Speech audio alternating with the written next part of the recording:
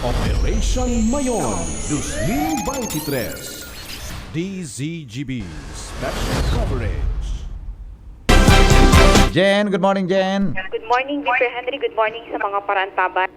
Mantinidong halangkaw ang aktibidad kang Bulkang Mayon at since nakalihis na 24 oras, Mr. Henry, uminabot sa 109 ang nangyaring paglinog dyan sa Bulkang Mayon, mantang 325 na rockfall events, 19 dome, 4 na lava front asin sarong lava collapse, pyroclastic density current o PDC.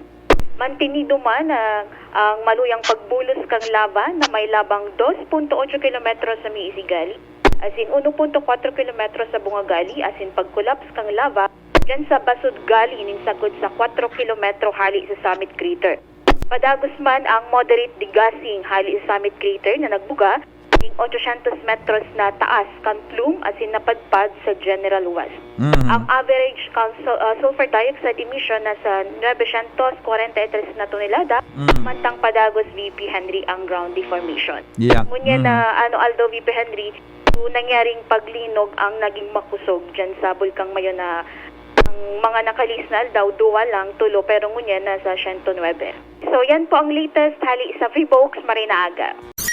Operation Mayon 2023 DZGB Special Coverage.